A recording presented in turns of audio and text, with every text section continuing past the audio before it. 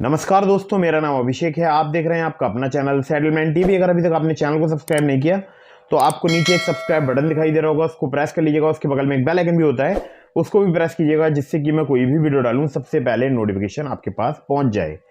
दोस्तों, आज की वीडियो बहुत ही डिफरेंट होने वाली है। जो मैं आम रेगुलर वीडियो डालता हूं उससे बिल्कुल हटके, बिल्कुल डिफरेंट होने वाली है। तो आज की वीडियो में मैं आपको बताने वाला हूं फ्रॉड लोन एप्स हैरेसमेंट के संबंध में कुछ जरूरी बातें, जैसे कि जिसमें मैं मेन टॉपिक कवर करूंगा। अगर किसी फर्जी लोन ऐप से आपने लोन लिया है और मोबाइल फोन स्विच ऑफ यानी बंद कर दिया तो क्या होगा। उसकी बैटरी निकाल दी, सिम निकाल के फेंक दी, सिम तोड़ के फेंक दी, मोबाइल फोन स्विच ऑफ कर लिया, और फिर उसके बाद क्या हो सकता है। ठीक है, इसके बाद मैं जो आपको जरूरी बात बताऊंगा वो आपको बहुत ही अच्छे से ध्यान रखनी है, और हमेशा आपको वही पैटर्न फॉलो करना है जो मैं आपको इस वीडियो में बताने वाला हूं। तो वीडियो बहुत ही काम की है, और जो बात मैं बताऊंगा बहुत ही काम आएगी और आगे तक काम आएगी। मतलब इन फ्यूचर तक ये सभी बातें आपको बहुत ही ज्यादा काम आने वाली हैं। बिल्कुल मैं आपको बेसिक तरीके से बताऊंगा कि कैसे कैसे क्या क्या आपको करना है और कैसे कैसे क्या क्या हो सकता है। ठीक है, तो ये वीडियो आपको काफी जानकारी देगी, और ये न्यू अपडेट है 2023 की। मैं क्यों कह रहा हूं, क्योंकि मैंने बहुत रिसर्च की है इन फर्जी लोन एप्लीकेशंस पर, और जो मैं नतीजे पर पहुंचा हूं वही मैं आपको इस वीडियो में बताने वाला हूं। तो दोस्तों, अब आपने मोबाइल फोन अगर स्विच ऑफ कर लिया, आपने किसी भी एप्लीकेशन से लोन ले लिया, तो ये दो कंडीशंस आपके साथ में होती हैं। एक तो मतलब डर बना रहता है कि आपके डॉक्यूमेंट्स का मिसयूज हो सकता है। दूसरा, आपको हैरेसमेंट तो किया जाएगा चाहे आपका मोबाइल फोन स्विच ऑफ हो या ना हो। अब हैरेसमेंट कैसे किया जाता है? आपकी कॉन्टैक्ट लिस्ट के नाम पर, मतलब आपकी कॉन्टैक्ट में जो बहुत सारे अलग अलग जो नंबर्स होते हैं उन पर वो कॉन्टैक्ट करते हैं और आपको जो है मतलब डिफेम करने की कोशिश करते हैं। आपके कुछ गलत गलत फोटोज वगैरह बना के भेजते हैं। तो ऐसा अगर आपके साथ में हो रहा है तो आपको लोन वगैरह कोई भी चुकाने की जरूरत नहीं है, और वैसे भी आपको लोन फर्जी लोन एप्लीकेशन का चुकाने की जरूरत नहीं है। ठीक है, तो फर्जी लोन एप्लीकेशन से अगर आपने लोन लिया है, मोबाइल फोन स्विच ऑफ कर दिया, तो ये आपके साथ में कॉमन बात है, हो सकता है हैरेसमेंट हो सकता है। ठीक है आपका।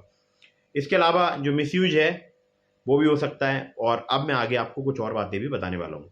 तो फर्जी लोन एप्लीकेशन से लोन लिया है तो ऐसा नहीं है कि आपके डॉक्यूमेंट्स का मिसयूज नहीं होगा, आपकी कॉन्टैक्ट लिस्ट का जो है मतलब मिसयूज नहीं होगा। ठीक है, कॉन्टैक्ट लिस्ट के नाम पर आपको हैरेसमेंट तो करेगी जो भी फर्जी लोन एप्लीकेशन है, क्योंकि उनको अपना मनी जो है वो रिकवर करना है। तो वो लोग फ्रॉडस्टर्स हैं और वो लोग ऐसा करते ही करते हैं। ठीक है, अब मैं आपको बताता हूँ आगे कुछ जरूरी बातें। दोस्तों, बहुत सारे लोग जो कि फर्जी लोन एप्लीकेशन के जाल में फंस गए हैं। अब बहुत सारे लोग जानबूझ के जाल में फंस जाते हैं। कुछ बोल सकता हूं जो लोग झूठ बोलते हैं यूट्यूब पर आकर कि आप अपने आधार कार्ड पैन कार्ड का मिसयूज कर लो यहाँ पर। ठीक है, तो कुछ इस वजह से भी जाल में फंस जाते हैं कि आप इनसे लोन ले लो, बाद में आपको चुकाना नहीं पड़ेगा, आप फर्जी कॉन्टैक्ट लिस्ट बना लो।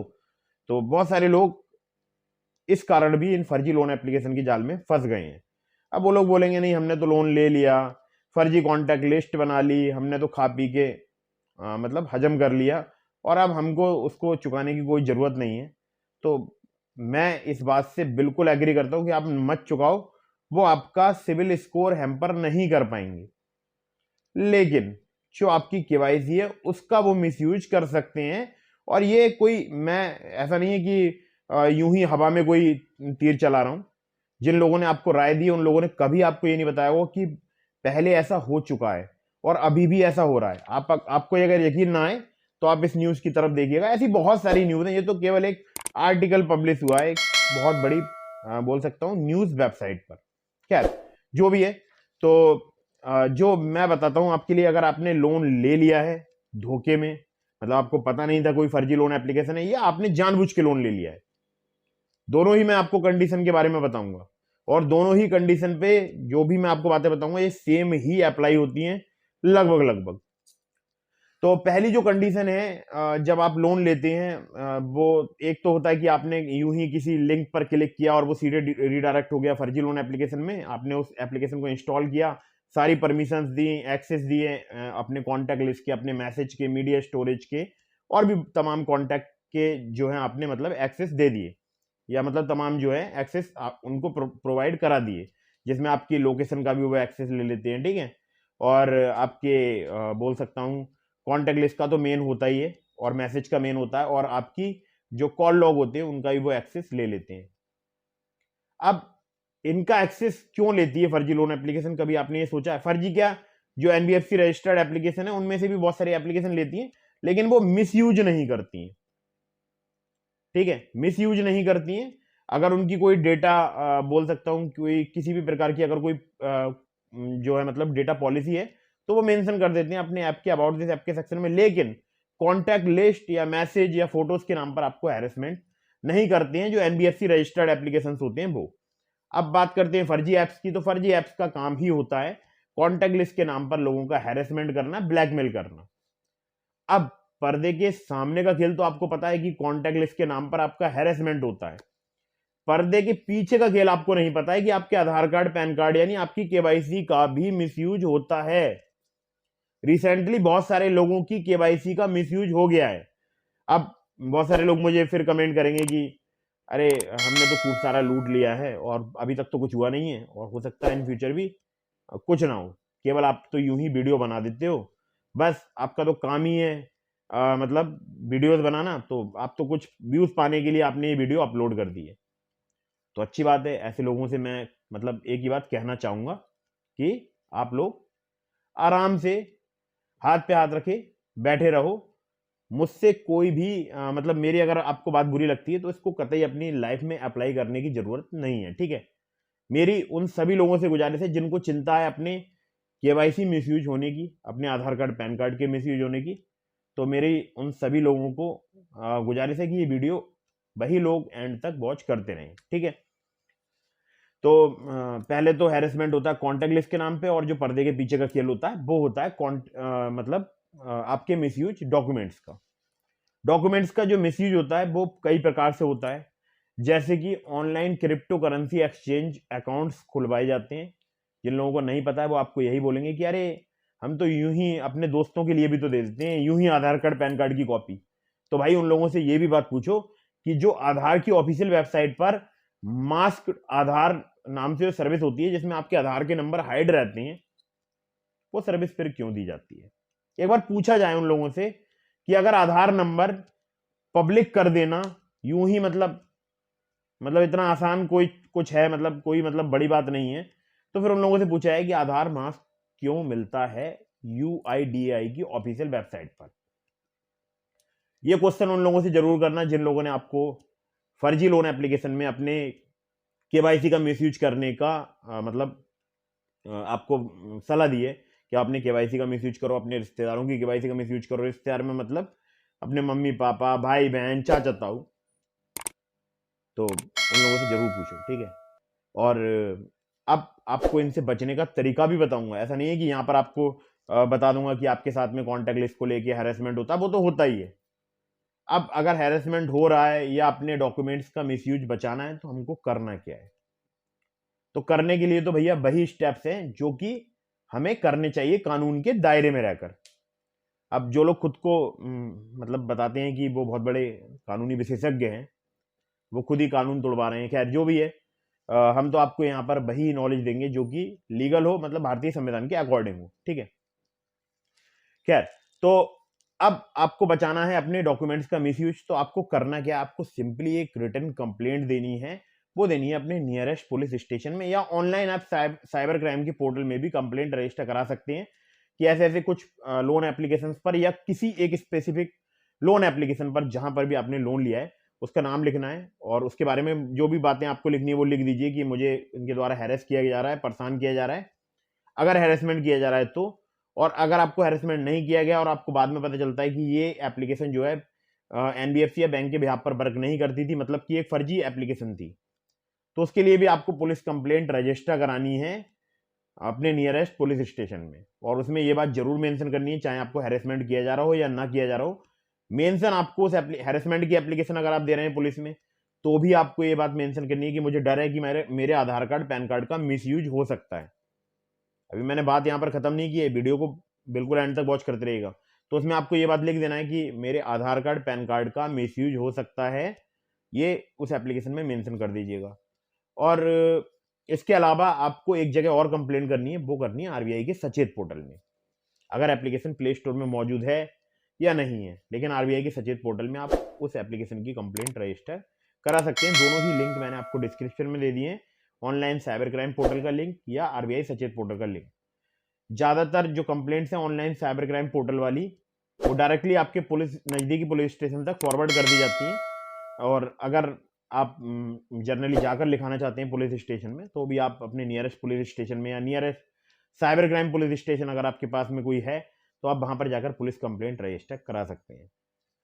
तो ये कुछ जो बातें थी जो कि आपको जरूर ध्यान रखनी है अगर आपने किसी भी फर्जी लोन एप्लीकेशन से लोन ले लिया है या जानबूझ के ले लिया है, जो भी हुआ है, ठीक है। अब इन फ्यूचर मत लीजिएगा।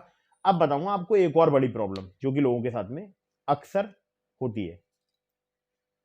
ये कोई भी आपको जो लोग सलाह देते हैं कि इन फर्जी लोन एप्लीकेशन से फर्जी कॉन्टैक्ट लिस्ट बनाकर लोन ले लो, वो कभी आपको ये बात कभी भी नहीं बताएंगे कि ऐसा भी होता है, जो मैं आपको अब बताने वाला हूं। देखिए, आप जब लोन लेते हैं तो बार बार आप बहुत सारे अलग अलग ट्रांजेक्शन्स करते हैं, मतलब आपके बैंक अकाउंट में ट्रांजेक्शन्स होते हैं, उस लोन का अमाउंट आपके बैंक अकाउंट में आता है। अब सपोज कीजिए कोई एक बैंक अकाउंट जिस पर गवर्नमेंट ने मान लीजिए रोक लगा दी, और आज ही उस अकाउंट से आपके बैंक में लोन डिसबर्स हुआ था, मतलब फर्जी एप्लीकेशन ने उस अकाउंट से आपके बैंक अकाउंट में पैसे ट्रांसफर किए थे। फिर क्या होगा पता है? सस्पिशियस जो अकाउंट्स होते हैं उनके द्वारा अगर किसी दूसरे के अकाउंट में ट्रांजेक्शन होते हैं, तो वो ट्रांजेक्शन आपके अकाउंट में भी सस्पिशियस में काउंट किए जाते हैं। ऐसे में होता है आपका अकाउंट फ्रीज, जो आपका बैंक अकाउंट है उसको फ्रीज कर दिया जाता है। या आप बार बार बहुत सारे लोन एप्लीकेशन से आपने लोन ले रखा है, बार बार रीपेमेंट कर रहे हैं, फिर लोन ले रहे हैं, मतलब आप एक ट्रैप में फंस गए हैं और आपका बहुत ज्यादा ट्रांजेक्शन हो रहे हैं, तो ऐसी कंडीशन में भी आपका अकाउंट फ्रीज हो सकता है। ठीक है, दोनों ही कंडीशन में आपका अकाउंट फ्रीज हो सकता है, जिसको अनफ्रीज कराने में आपको बहुत समस्याओं का सामना करना पड़ेगा। तो कुछ चंद रुपयों के लिए अपनी केवाईसी को दांव पर मत लगाइए। मेरा तो आपसे यही कहना है कि आप बिल्कुल भी अपनी केवाईसी का मिसयूज मत कीजिए, कहीं पर भी मत कीजिए, क्योंकि कुछ भी हो सकता है भाई। किसी अभी तो मैंने कुछ दिनों पहले एक खबर ये भी देखी थी, शायद एनसीआर की खबर थी, किसी ने किसी के डॉक्यूमेंट्स लगा के लोन ले लिया और उसको निकाल के खा भी गया वो।